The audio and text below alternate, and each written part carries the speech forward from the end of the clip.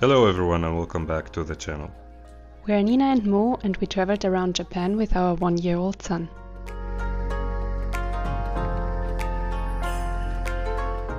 In today's video we're taking you with us to Kanazawa, a beautiful city on the west coast of Japan.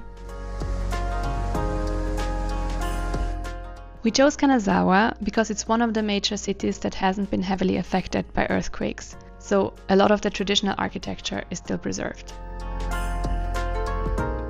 During our stay here, we explored three main areas. First, the Samurai District, where we checked out a samurai museum. Then the Geisha District, where we got to step inside a real geisha tea house that's normally not open to the public. And finally, one of Japan's most beautiful gardens, Kenrokuen Park. If you stick around until the end, we're sharing a few behind-the-scenes moments where we were totally goofing around. So let's take you along with us to Kanazawa. We hope you enjoy the journey. Looking forward to your comments and suggestions, and please, if you like what you see, hit the like button and subscribe to join our trip. It would mean a lot to us. Thank you for watching.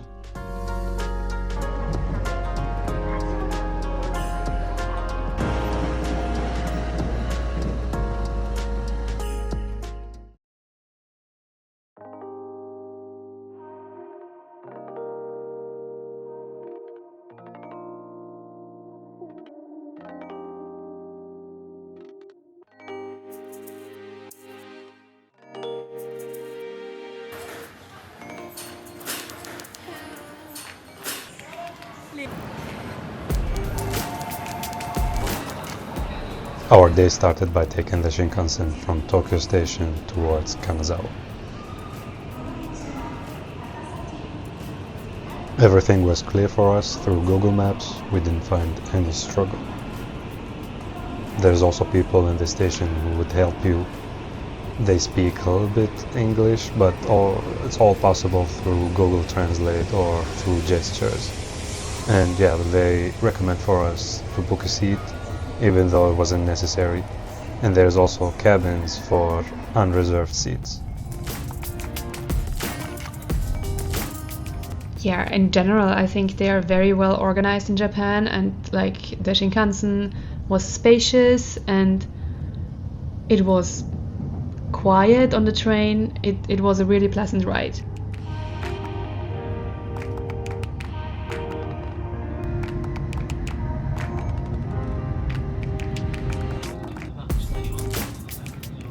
The minute you land in Japan, you need to try this water.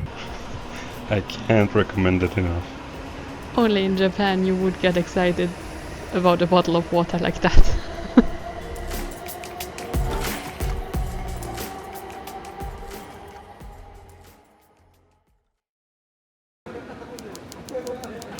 When we arrived at Kanazawa Station, we have to point out the architecture of this station. It's really something unique.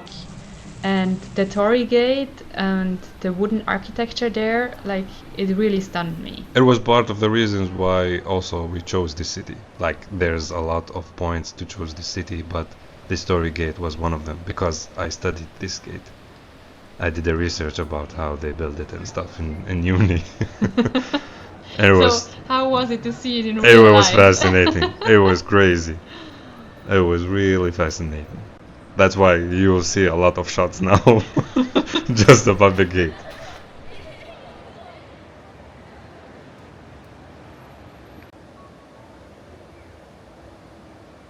Also, we really liked the water fountain. The clock, yeah. Yeah, they made a clock out of the fountain, and they also wrote Kanazawa with the water. I found that really unique. It was a very nice welcome. I stood in the rain for a hot minute just to make sure that it changed from 4 to 5. Yeah, I don't think it's fake.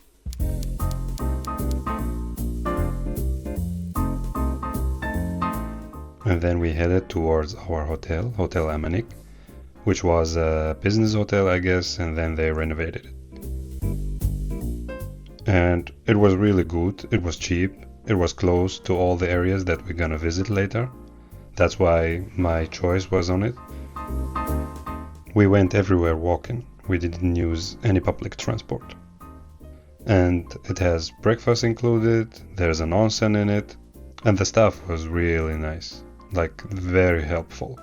I even asked for an adapter for our phone chargers because the Japanese adapters are different from the European ones.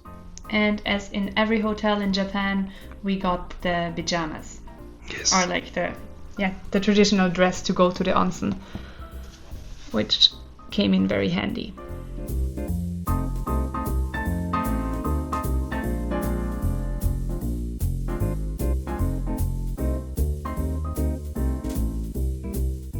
Breakfast was decent, and you can have the basics. And there's two options. You have the Japanese cuisine, and you have some Western ones.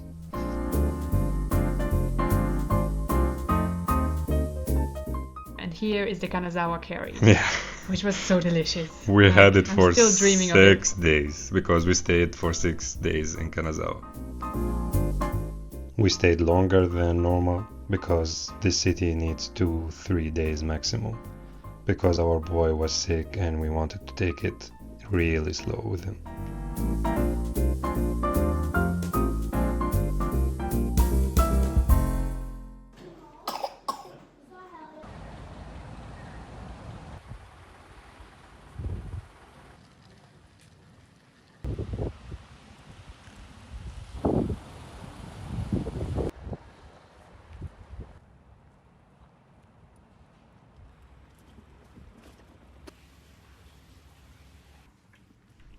After breakfast, we headed towards the Samurai District. We strolled around, we saw the old typical houses, all its glory. It's still intact. It's renovated, obviously, but still, it felt like it's still in the Edo period.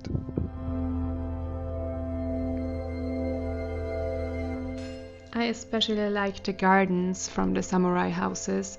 Like every samurai house has this special garden where they trained and meditated, and to me it has a very calming atmosphere with the stone paths and the way they trim the trees there, and there is usually also always water in the garden. The Japanese, they really mastered the art of creating space to wind down and to center yourself.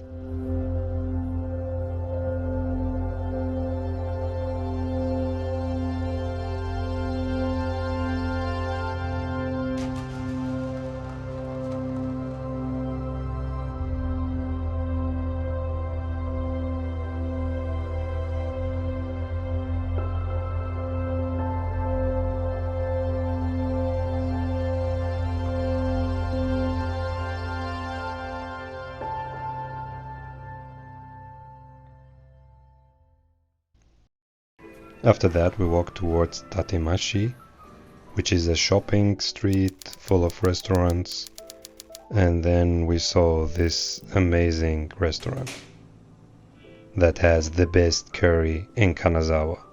You can see that by the reviews on Google Maps, because that's what we do. We check the reviews on Google Maps and then we go. It was so delicious. It was so delicious. And little did we know that we would have curry for breakfast every day. Exactly. In the hotel. But yeah. Why not? We're not gonna have it anytime soon. Now I'm craving it.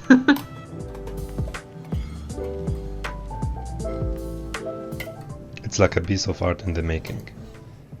There's so many layers in it, and you can customize it to your liking.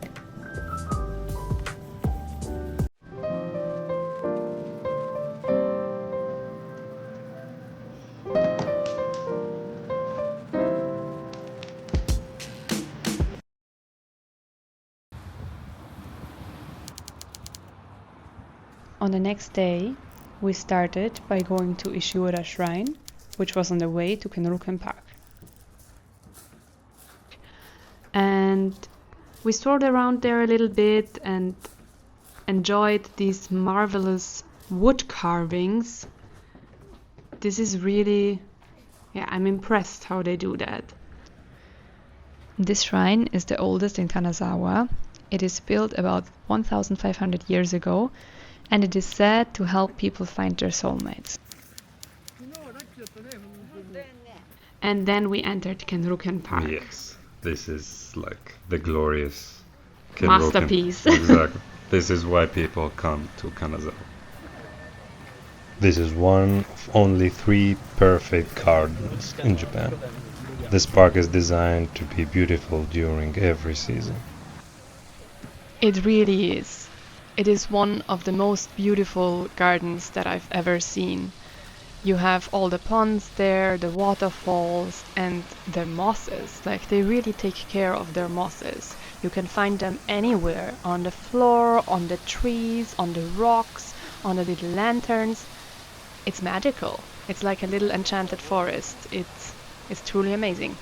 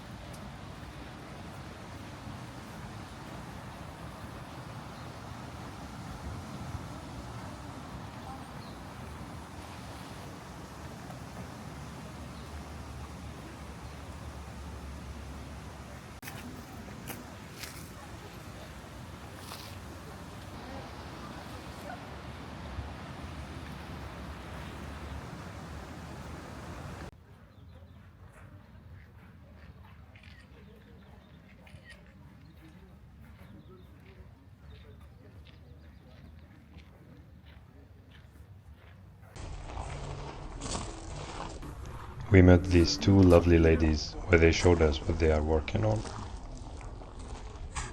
I asked them if I can record while they are painting, and they were like, yeah, sure. Come closer, come closer. And I was like, yeah, I don't want to interrupt. They were so talented. Also, it's a really beautiful hobby to just go outside into nature and to try paint it. Like, I got inspired there and I was like, I will do that when I go back home. And I bought colors and a block, but I didn't go outside to paint yet. Yeah. I didn't start yet. But it's beautiful. I think this is like 2 friends just traveling around and painting whatever they see, which is really beautiful. Like, what we do is like we go travel around and we record and do these vlogs. What they do is paint.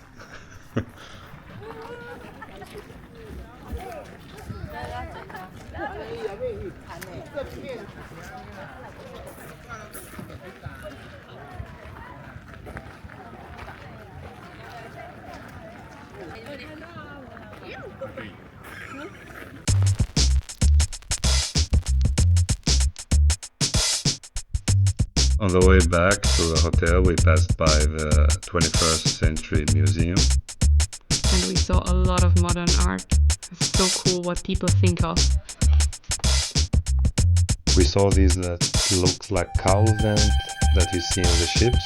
They were like thrown around and you talk in one and the other people can hear you from the other side. Like and there were kids. Yeah. The telephone, yeah. And there were kids on the other side, or we were talking to them, but they were Japanese and they didn't know what we were talking about. And it was funny, yeah.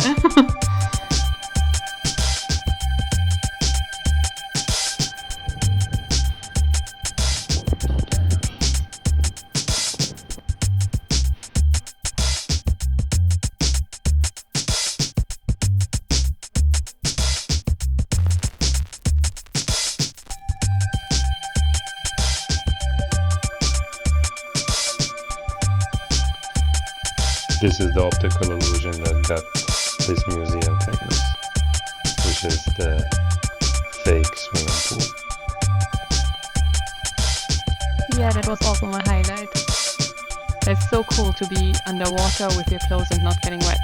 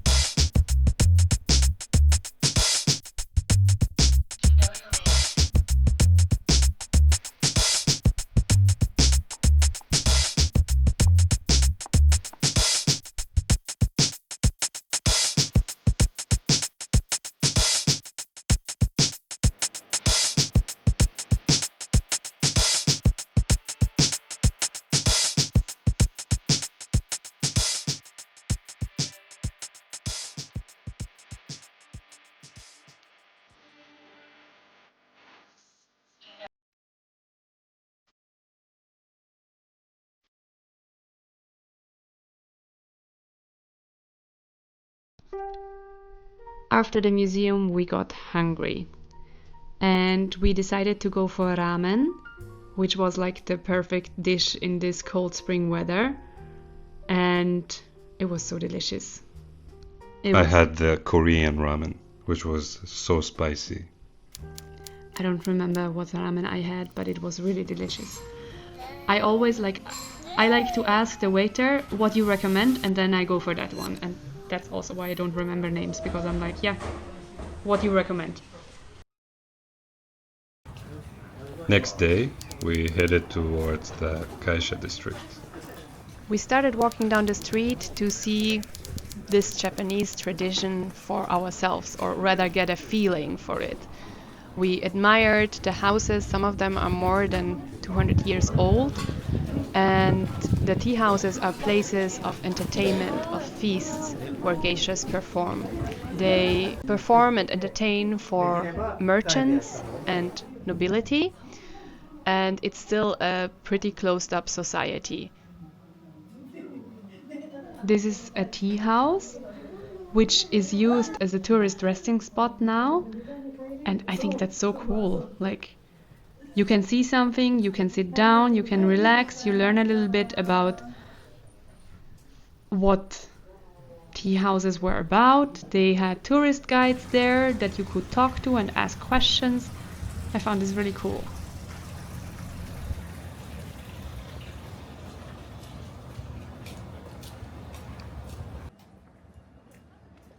Here's the Geisha District, which was full of shops selling antiques, selling like local products. We saw a lot of soap, a lot of tea also.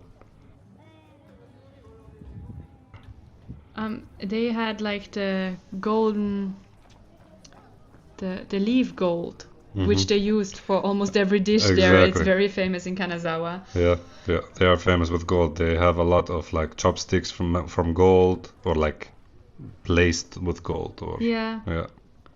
Like the gold leaves, the very thin layers, and they put it on ice cream, and they put it on different kinds of foods, and they use it for pottery and for chopsticks. And yeah, this is really something special there.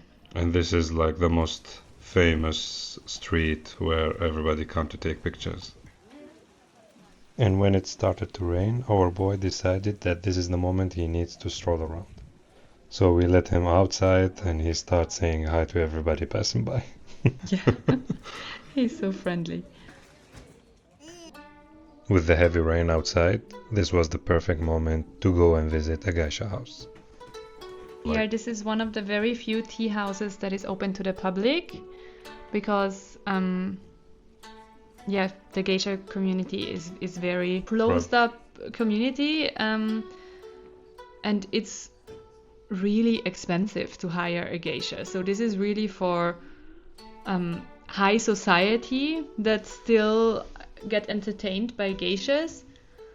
And as I understood, like to hire a geisha, like you have to be recommended by somebody already in the community. Otherwise, it's quite impossible to get in. If I got that right, that's what I read about it. What's interesting, that was pretty narrow, everything. The stairs, the ceiling was too low, and it was crazy cold. Yeah, it was very cold. Even near the fireplace downstairs was still quite cold. Yeah, like I don't know how they managed to survive winter back then. But these thin walls, or there's no isolation, I don't know. It's really cold. And sorry for the format, but it wasn't allowed with the big camera, so we had to use our mobile phones to record. I don't know why. Also, yeah.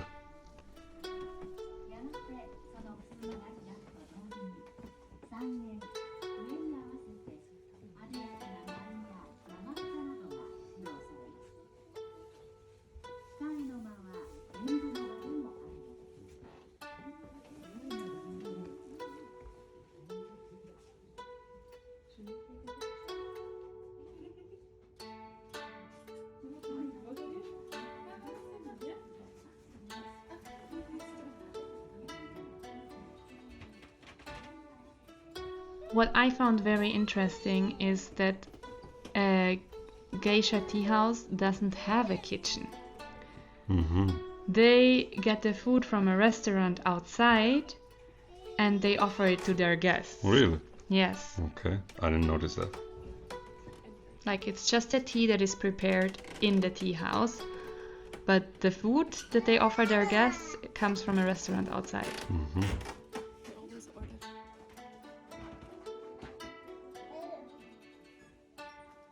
And geishas entertain, like what they learn is the high art of entertaining, the special art of pouring the tea, and they entertain with music and with dance and with games in a very sophisticated way. It's really an art that is part of Japanese tradition.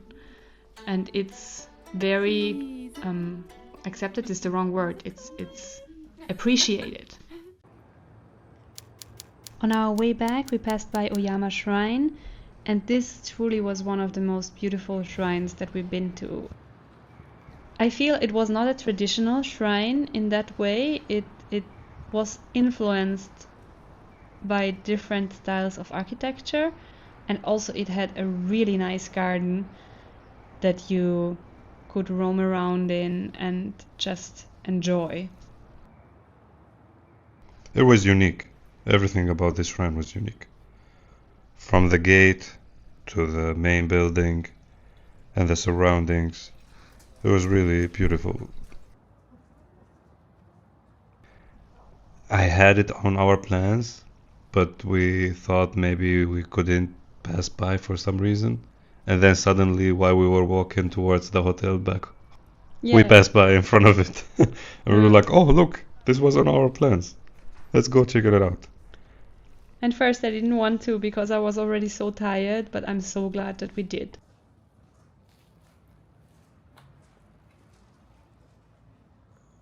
Look at the glass and the colors there, it's wow.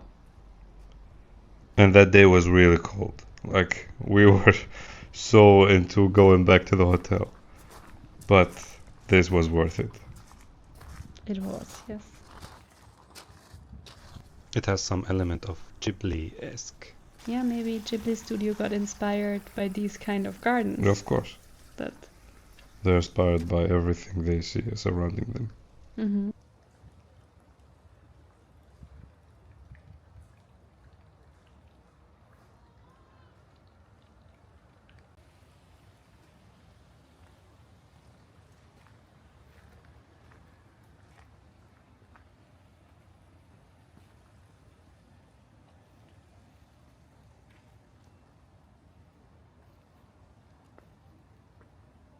Like, it looked so nice how people were wandering above the water, but when I tried it, I was like, oh, please don't let me slip, please don't let me slip. Yeah, it was slippery. Yeah. Yeah. Also, when I crossed it, I took it step by step really slowly. Because these stones had some water on it and it was slippery, yeah. Yeah.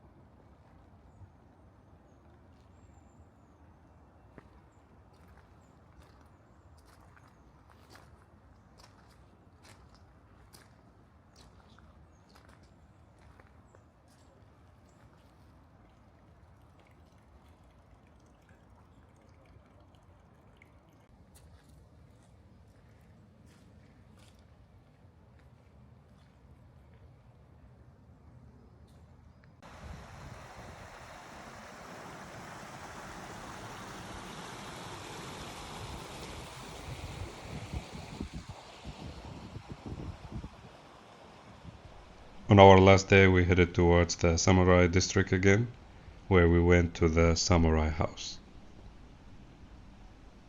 Yes, they turned the Samurai House into a museum, and you can see lots of the items that samurais used back then, as well as a very marvelous samurai garden with a fish pond, or like a koi pond, and the lanterns and the special cut trees and everything. And I especially like the details about all of it. Not just the details in the garden, but also the details in the architecture. Like, if you look at the doors, like in between the glass of the doors, there is silk painted by hand, and it's just, yeah, it's blowing my mind. And on top of the doors, you can see the wood carvings. There is so much work they put into housing. So much details. On the one hand, and on the other hand, it is all minimalistic. You can feel how high of a statue to be a samurai through these houses. You can see how crazy expensive it is back then to have such house. Yeah. They really had a high status in society, of course. Yeah.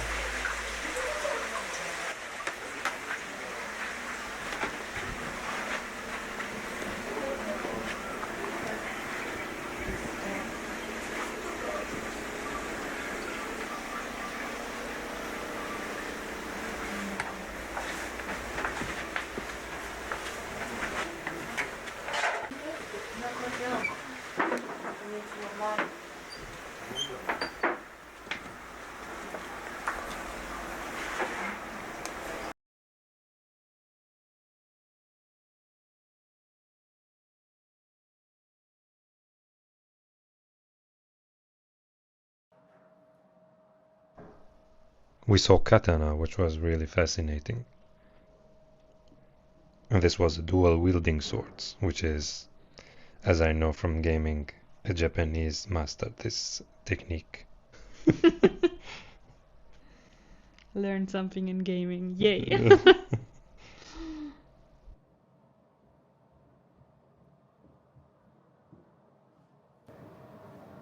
There's these puzzle boxes, which is also I saw and solved in the Ghost of Yotei, They are called Himitsu Baku Baselso. Mm-hmm. And you can find like goods in it. You can find coins hidden in it, or like silk. It was a technique to use to smuggle stuff where enemies cannot take it, I think. And here you can see all the glory of the samurai armor, all the crazy details. I tried to come close as much as possible, but the glass was Yeah, but not- still you can see that it's made up of many plates and lacquered leather and iron, and also it has silk really cords fascinating. there. I was just standing there, like everybody started roaming around the museum, and I was stuck in this corner recording. Even the reception were like, "What the f- this dude?" I wonder how long it took to create such an armor.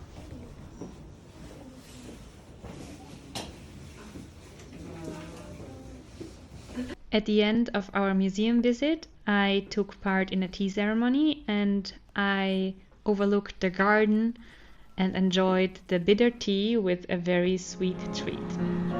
Now we come to the end of our Kanazawa video. Thank you for watching, and we hope to see you in the next video where we head towards Takayama. Stay safe and see you soon. See you soon, bye bye!